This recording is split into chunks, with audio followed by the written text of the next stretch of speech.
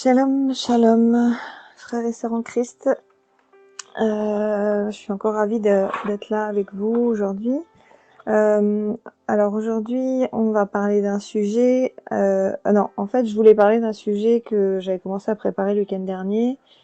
Et puis après, je me suis dit que j'allais utiliser un des thèmes que vous aviez proposé aussi dans vos questions de cette semaine. Et ça m'a beaucoup inspiré pour préparer un message, mais d'ailleurs merci pour vos questions. Continuez à chercher et avoir soif de ce que veut le Seigneur pour votre vie. Ça nous aide aussi, on avance tous, y compris ceux qui sont sollicités pour répondre aux questions, donc gloire à Dieu. Donc aujourd'hui, je vais pas traiter du sujet que j'avais prévu, parce que justement le Seigneur en a décidé autrement. Je sais que ça va beaucoup plaire à notre frère Alicir, c'est un petit clin d'œil pour lui, parce que je sais qu'il aime bien quand je précise que le Seigneur me parle précisément. Voilà, donc je vais traiter du thème en fait que le Seigneur m'a mis à cœur de vous partager aujourd'hui et que j'ai fraîchement préparé aujourd'hui. Donc le thème du jour va s'intituler que veut dire aimer son prochain. Alors, comme d'habitude, on va prier pour remettre cet instant entre les mains du Saint-Esprit. Alors, prions. Père très saint, nous sommes réunis par ta grâce encore aujourd'hui pour partager ce que tu veux nous faire comprendre au travers de ta parole. Merci Seigneur pour cette patience dont tu fais preuve chaque jour envers nous. Car parfois nous sommes longs à mettre ta parole en application.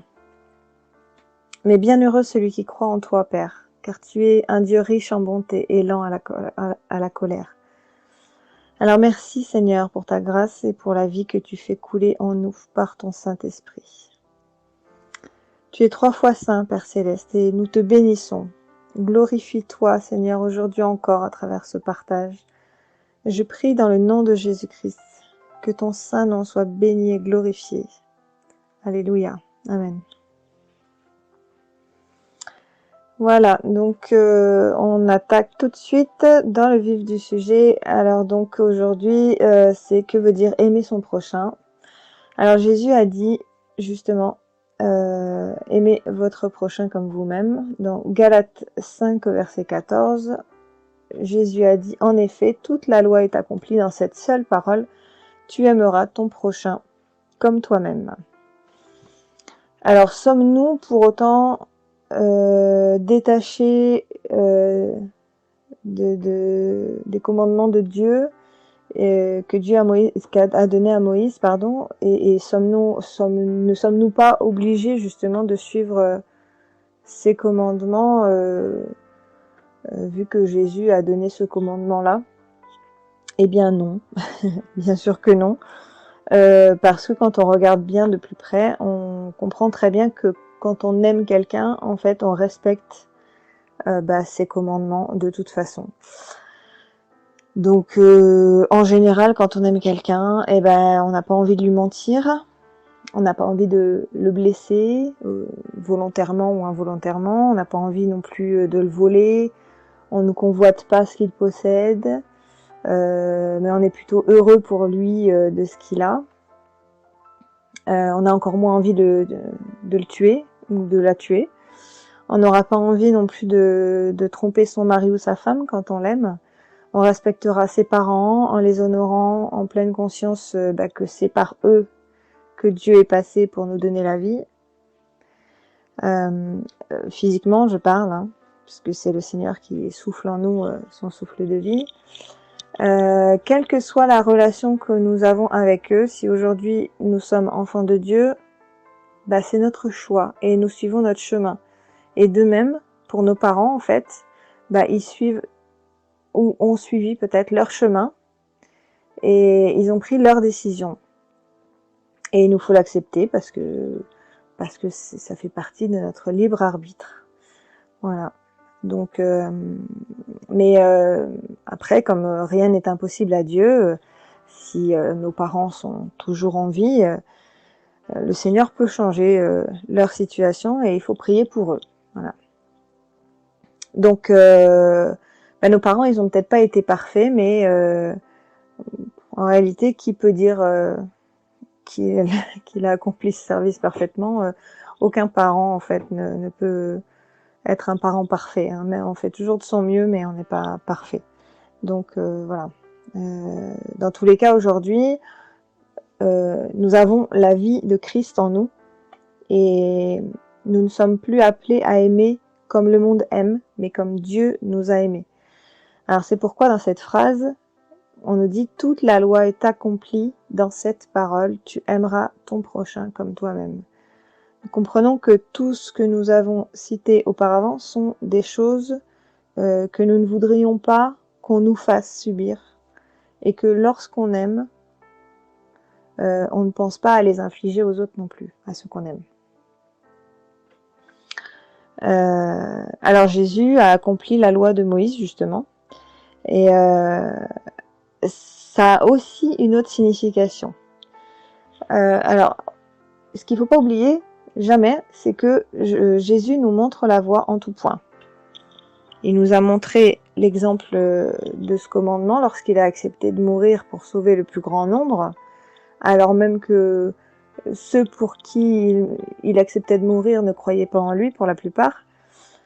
Eh bien, quand il a fait ça, il a accompli en fait ce commandement-là. Voilà.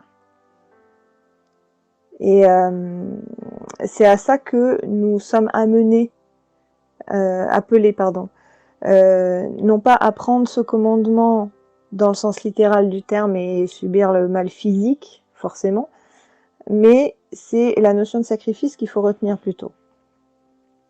Parce que Jésus s'est sacrifié, lui, pour que nous, on puisse accéder justement à la grâce qui lui avait été faite. Voilà. Donc savoir se sacrifier pour quelqu'un, c'est aimer. Et alors aimer, justement, selon les valeurs de Dieu, ça veut dire quoi? Ça veut dire faire passer ses propres besoins après ceux des autres, ne pas être égoïste. Ça va se passer en plusieurs points, hein. Donc ça c'est le premier point. Le deuxième point, c'est prier pour nos frères et sœurs en Christ et aussi pour ceux qui n'ont pas encore reçu la grâce du salut. Ça c'est le deuxième point. Mais aimer selon les valeurs du Seigneur, c'est aussi faire pour lui, pour cette personne ou pour ces personnes, ce qu'on voudrait qu'il soit fait pour nous. Et c'est aussi pardonner inlassablement. Voilà, donc on va détailler ces différents points pour bien se rendre compte à quel point le Seigneur est bon et que sa bonté n'a pas de limite. Et à quel point nous devons accepter qu'il travaille en nous en fait pour qu'on puisse lui ressembler.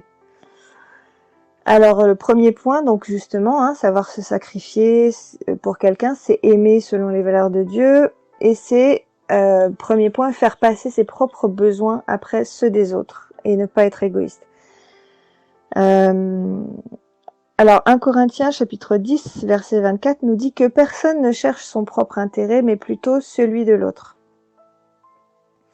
La générosité fait partie du cœur de Dieu et c'est ce que Jésus est venu nous montrer en vivant parmi les hommes. Jésus, lui, il ne jugeait jamais personne. Il a toujours donné sans compter.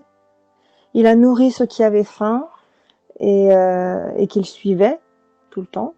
Il a guéri des gens de toute origine et même la fille d'une femme qui n'était pas juive, mais qui a montré à quel point elle avait foi en lui, en voulant justement seulement se contenter des miettes, comme elle a dit, comme les petits chiens, voilà, qui passent sous la table pour récolter les miettes. Eh bien, elle était prête à avoir les miettes de ce que Jésus voudrait bien lui donner, parce qu'elle savait, pertinemment que ces miettes-là, en fait, juste un tout petit peu suffirait à sauver sa fille. Voilà, c'était quand même une foi énorme pour une femme qui faisait pas du tout partie du peuple juif. Donc il a répondu à sa demande et il a sauvé sa fille. Il a guéri sa fille. Il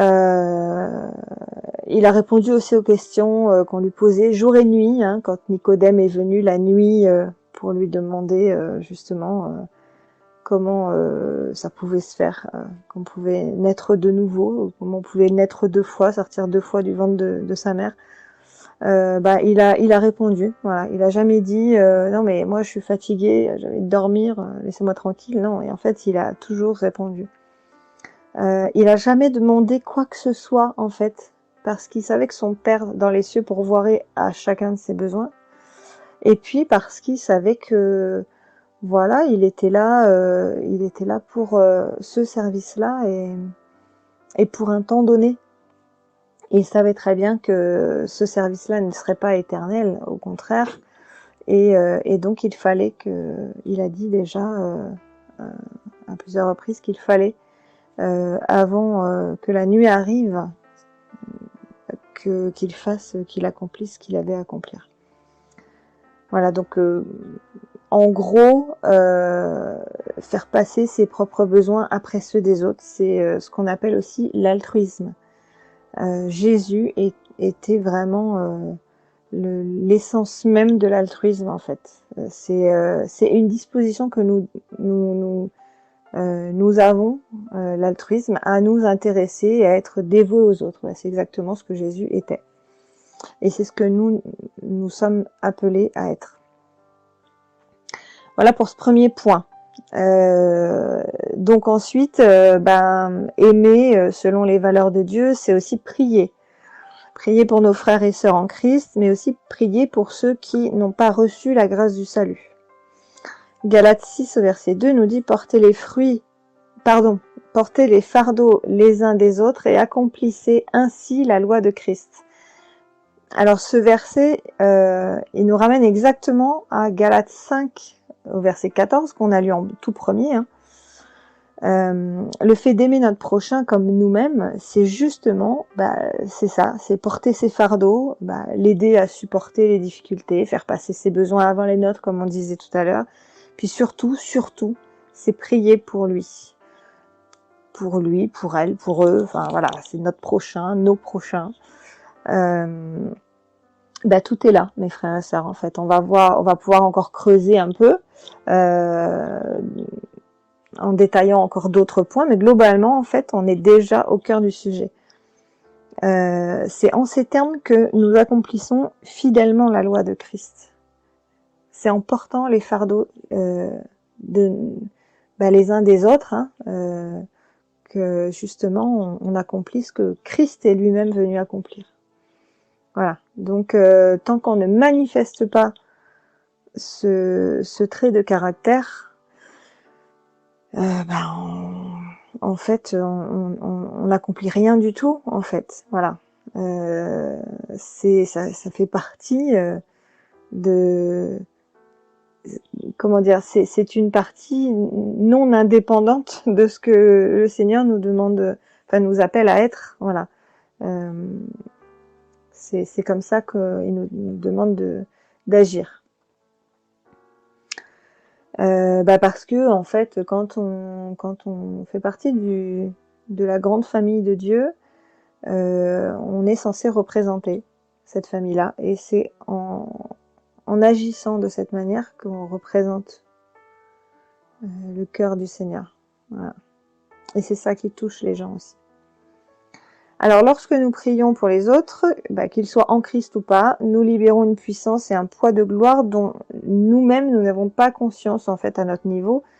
Mais c'est très important de le savoir pour que nos prières ne soient plus seulement tournées juste vers nos besoins, mais qu'elles puissent aussi être enfin utilisées comme elles le doivent.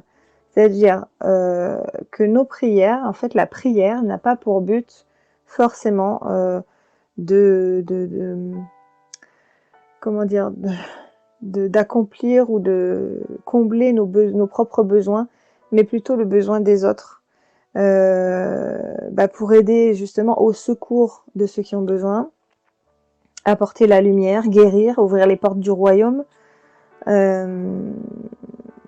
désarmer l'ennemi aussi, parce que c'est dans la prière hein, qu'on combat l'ennemi férocement, amener à l'accomplissement aussi les prophéties annoncées dans la parole de Dieu, mais aussi la prière, elle nous sert à louer Dieu, le remercier, le glorifier, bref, de toute façon, le placer au centre, afin qu'il comble justement au centuple les besoins des autres, puisque nous, nos besoins, la parole du Seigneur nous dit que le Seigneur sait de quoi on a besoin. Donc, avant même qu'on le demande, il sait de quoi on a besoin. Et c'est justement ça, une déclaration. C'est pas une demande qu'on doit faire en prière, mais plutôt une déclaration qu'on doit faire dans la prière avec foi. En disant que, justement, nous, on sait, on est persuadé que notre Père sait de quoi on a besoin. Voilà, et qu'on n'a pas besoin de le lui demander. Voilà, donc la prière, en fait, elle a pour but de faire, d'être virale. Voilà. Moi, je vois ça comme ça. Pour vous expliquer un petit peu, imaginez alors, on va prendre par exemple une femelle insecte. Alors, je voulais prendre l'exemple des fourmis, mais en fait, ça va pas bien parce que du coup, il y a une reine. Enfin bon, c'est un peu plus compliqué. Bon, on va partir sur un insecte. Globalement, on s'en fiche de savoir ce que c'est.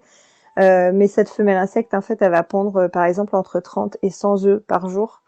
Et lorsque ces œufs, en fait, vont éclore, bon, certains ne vont peut-être pas survivre, mais chaque femelle, en fait, qui va éclore de ces œufs, qui sera issue d'un de ces œufs, pourra elle-même pondre entre 30 et 100 œufs, etc. Donc, ça fait déjà beaucoup d'œufs. Sur 2-3 générations déjà, ça fait déjà beaucoup. Donc l'effet boule de neige en fait est impressionnant. Et bien en fait avec la prière, ce que je voulais essayer de vous faire comprendre, c'est que c'est la même chose en quelque sorte. Lorsque vous priez par exemple pour plusieurs personnes et que chacune d'elles prie pour plusieurs personnes encore, essayez d'imaginer la puissance divine qui peut être libérée si chaque enfant de Dieu fait ça chaque jour. Voilà, donc c'est à ça aussi que nous sommes appelés, c'est ça que nous devons manifester lorsqu'il nous est demandé d'aimer notre prochain et de porter ses fardeaux, qu'il soit converti à Christ ou pas. Voilà pour ce point-là. Troisième point, donc aimer selon les valeurs de Dieu, c'est faire pour lui ce que nous voudrions qu'il fasse pour nous.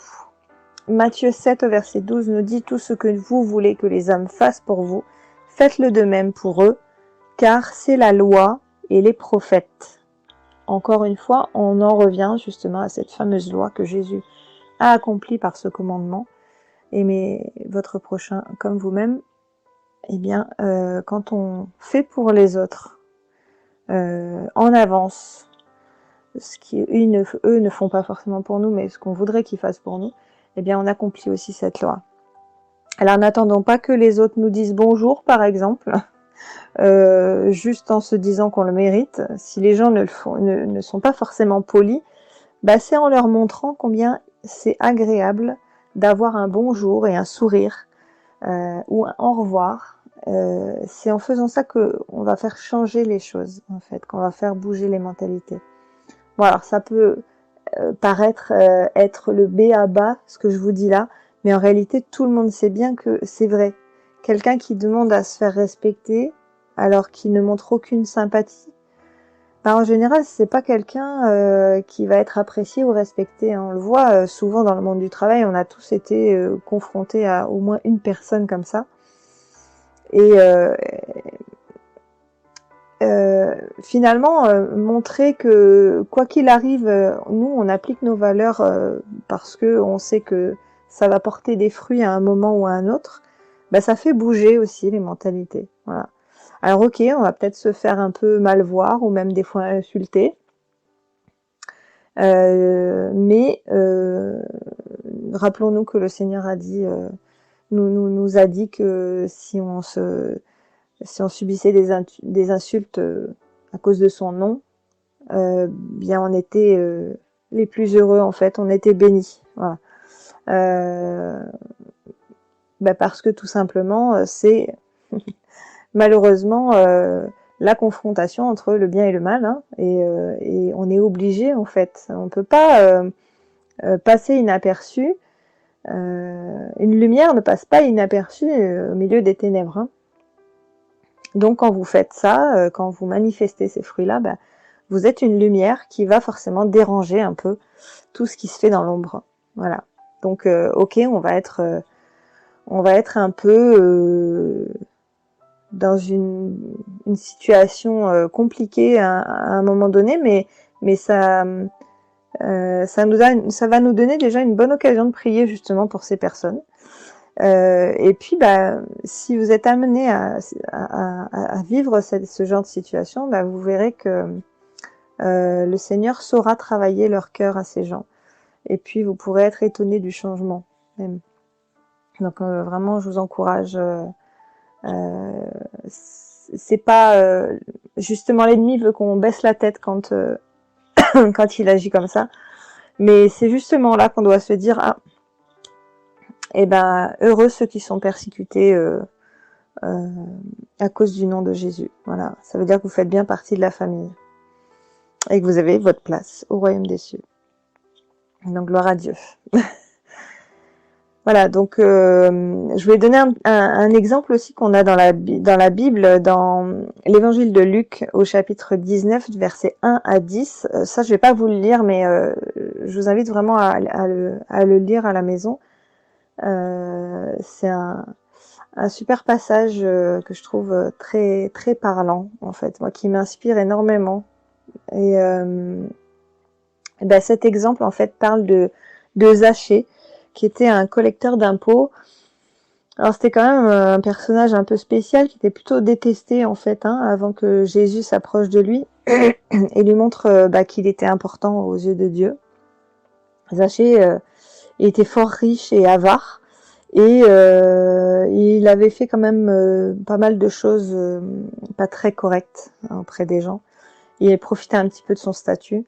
Et puis, il avait sûrement entendu parler de Jésus dans des termes toujours glorieux, élogieux. Il avait dû entendre, raconter ce qu'il faisait de miraculeux, etc. Et que les choses changeaient partout où il passait. Et du coup, lorsqu'il a entendu que Jésus allait passer près de chez lui, il essaya par tous les moyens de le voir. C'était quelqu'un d'assez petit, nous dit la parole, plutôt de petite taille. Alors il a grimpé dans un arbre pour se cacher et observer Jésus qui passait, mais forcément Jésus sait toute chose, et sans le regarder, en fait, il l'a appelé. Il l'a appelé à descendre, voilà. Donc Zachée voulait sans doute sa part lui aussi. Il devait forcément avoir cru un petit peu en Jésus et en ce qu'il pouvait faire. Et quand il a reçu Jésus à dîner chez lui, il a ressenti le besoin de se repentir et de mettre sa vie en règle avec tous ceux qu'il avait volés et offensés, en leur remboursant 4 fois ce qu'il leur avait pris. C'est ça la présence du Seigneur, en fait.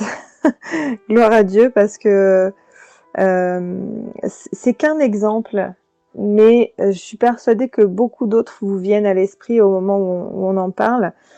Le Seigneur utilise les personnes les plus lointaines, en fait, pour se glorifier.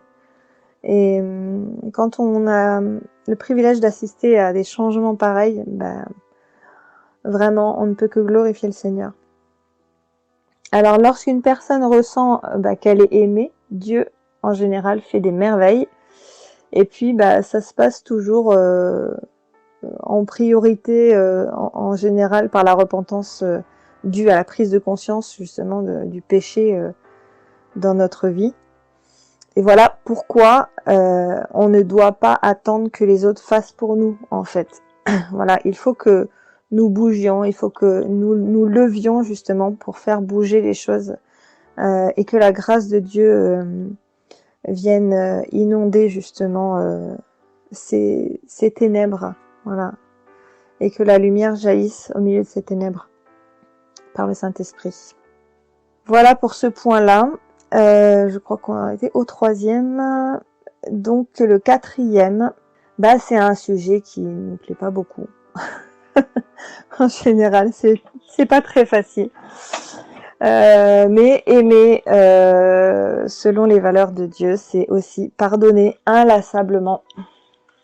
Alors Matthieu 6, verset 14 nous dit « Si vous pardonnez aux hommes leurs fautes, votre Père Céleste vous pardonnera aussi. » Alors lorsqu'on pardonne, lorsqu'on accorde le pardon sans condition à quelqu'un, je dis bien sans condition, hein, c'est-à-dire ça montre bien qu'on pardonne, c'est le cœur du Seigneur à travers nous qui pardonne, hein, qui nous permet de le faire. Lorsque vous faites ça, mes frères et sœurs, vous libérez cette personne de la dette qu'il a envers vous, comme Christ l'a fait pour vous, en fait.